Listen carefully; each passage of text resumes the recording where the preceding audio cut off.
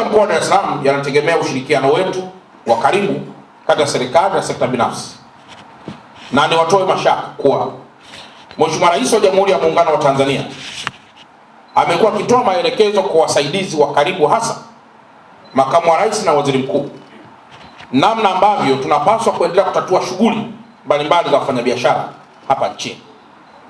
Lakini zaidi pia, mnapojadili mambo haya, tawala mkoa uko hapa na mkuu wa wilaya, kwa niaba ya mkuu wa wilaya wote, bado narudia, msiuangalie mkoa wa Dar es Salaam kama mkoa. Angalieni mkoa wa Dar es Salaam kama mega city, kama metropole. Nilikuwa namwambia mwenzangu fulani jana, nikamwambia mimi mkuu wa mkoa wa Dar es Salaam na wa Pwani, yani sisi tukiwa hapa tujiite mimi mkuu wa mkoa wa Dar es Salaam, wewe mwenzangu mkuu wa mkoa wa Pwani, lakini katika mipango mkuu wa mkoa wa Dar es Salaam, mkuu wa mkoa wa Pwani wanajidizovu, wanakuwa kitu kimoja. Kwa mfano, tulipata mtu mmoja mwekezaji wa treni wa reli ya kisasa ya kuchimba madude chini huko, lakini swala la kujiuliza, anaweza kuwekeza mataneli ya huko chini kwa kuishia Kibamba? Si linakuwa na dakika moja limeshafika Kibamba. Kwa hakuna namna treni hiyo ifike Chalinze, ijizungushe Kisarawe, ijizungushe Mkuranga. Inaitwa reli ya mjini kwa maana inajizungusha kwa namna hiyo. Ukimwambia mwekezaji njoo uwekeze kwa urefu huo, anakuja kwa haraka sana, kwa sababu atafaidika na yeye, kuliko leo aanze kuchimba hapa ameshaishia Kimara, amechimba kwa sababu Dar es Salaam yetu bado ni ndogo. Kieneo ni kubwa kwa watu, lakini kieneo ni ndogo kiasi kwamba miundombinu mikubwa namna hiyo mtu haiwezi kumlipa, kwa atakimbia tu katika kufanya uwekezaji. Kwa hiyo hoja yangu ya msingi kabla mkoa ni nataka kumaanisha kwamba tunapojadiliana masuala haya, basi tuone umuhimu sasa wa kuja kuwa na kikao cha pamoja cha hapo baadaye kati ya mkoa wa Dar es Salaam na mkoa wa Pwani. Kwa sababu leo hii Dar es Salaam nakuta wawekezaji wakubwa walioko Kibaha, walioko Pwani wanalala Dar es Salaam, na kodi wanalipa Dar es Salaam, maviwanda yapo Pwani. Leo hii ICD hizi tunazozungumzia, ICD hizi zimeshahama, zinatoka Dar es Salaam zimehamia Mkuranga, zinakuwa taratibu Mkuranga, na mtu akifika pale Mkuranga anasema ICD za Dar es Salaam, lakini kumbe ziko upande mwingine wa mkoa. Leo unakunywa maji ukidhani unakunywa maji ya afya, lakini kumbe kuna mtu amekwenda kurudufu kuprint nembo ya afya, maji ameyachota mtoni, au anaingiza vitu vingine vya huko nje ambavyo vimekwepa kodi, alafu akifika hapa mambo yanakuwa shida.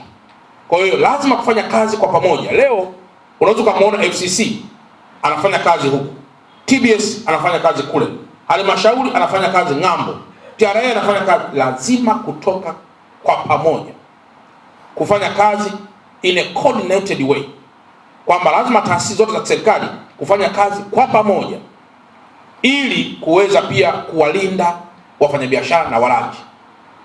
Mfanyabiashara anayelindwa hapa ni huyu ambaye amekuja katika mfumo rasmi katika nchi yetu. Vitu umepitisha katika bandari yetu, umepisha airport, umepisha wapi, umelipa kodi yako vizuri.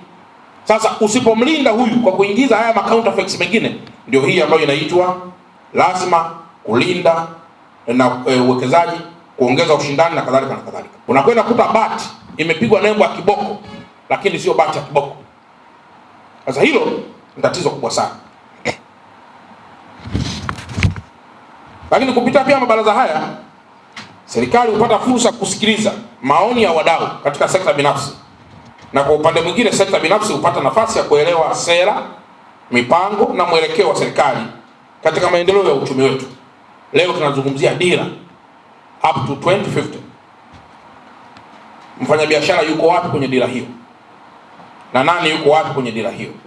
Kwa hiyo ndugu zangu watumishi wa umma pia na wafanyabiashara wote mlioko hapa, tukaendelee pia kuwaeleza wenzetu wao wanajiona katika sera. Kujiona maana yake nini? Niliwaambia wenzangu nikienda kwenye mikutano, sema tunamshukuru Mheshimiwa Rais amejenga shule, tunamshukuru Mheshimiwa Rais amejenga hiki na hiki. Kusema hivyo bado hakutoshi. Kunatosha zaidi ukiniambia amejenga shule na nashukuru mtoto wangu amesoma kwenye shule hiyo. Yaani wewe unajionaje? Unajiportray vipi kwenye miradi ya kimaendeleo inayofanywa na Mheshimiwa Rais kwa kutumia miundombinu mbalimbali tulionayo. Kwa Dar es Salaam ikiwa ni kitovu cha biashara na uwekezaji pamoja na usafirishaji wa huduma nchini, ina wajibu mkubwa kuhakikisha kuwa changamoto zinazogusa shughuli za kiuchumi zinatatuliwa kwa haraka iwezekanavyo. Mbali na agenda hizo zilizopo katika kikao chetu cha leo, kutakuwa pia kuna mada maalum ya fursa za kiuchumi katika biashara kuelekea AFCON. Ndio maana wenzetu wako pale wa TF wa masuala ya mpira. Wakati wa mkutano wa Energy Summit uliofanyika mwaka juzi, kuna baadhi ya marais ilibidi walale Zanzibar. Na ndipo wakawa wanatoka Zanzibar wanakuja hapa kwa sababu walikuwa marais zaidi ya 30 waliokuja hapa. Hoteli moja ya Rotana tuliwaweka zaidi karibu 11. Sasa marais kuwa 11 kwenye jengo moja sio mchezo. Kwa hiyo kikao hiki pia kiendelee kufungua fursa kuhusu muhimu pia wa kuongeza tija za mahoteli na vitu vingine vya namna hiyo, na hasa kuelekea kwenye upande huu wa AFCON.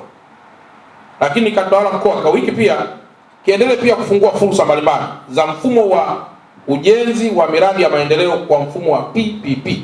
Leo nashukuru serikali kupitia Wizara ya Ujenzi na kwa maelekezo ya Mheshimiwa Rais, muda wowote barabara Morogoro Road kutoka Morogoro mpaka Chalinze na kutoka Chalinze mpaka Kibaha inaweza kaanza kujengwa kwa mfumo huo wa PPP.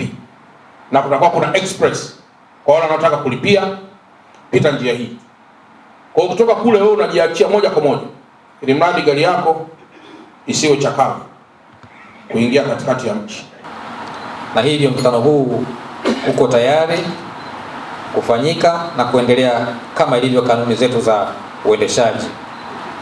Lakini pia ningeomba kukufahamisha kwamba kikao hiki kinafanyika wakati ambapo mabaraza ya biashara katika ngazi ya halmashauri za mikoa, halmashauri ya mkoa wa Dar es Salaam yamefanyika kwenye wilaya zetu zote, na leo ni kama tunahitimisha ule mzunguko wa kufanya vikao vya mabaraza ya biashara. Mheshimiwa Mwenyekiti, pamoja na kikao hiki kuwa ni cha kawaida, lakini kikao cha mwaka huu kinafanyika kikiwa kinatanguliwa na tukio kubwa kabisa huko mbele la ujio wa mashindano ya mpira ya Afrika maarufu kama AFCON ambayo yatafanyika mwaka 2027.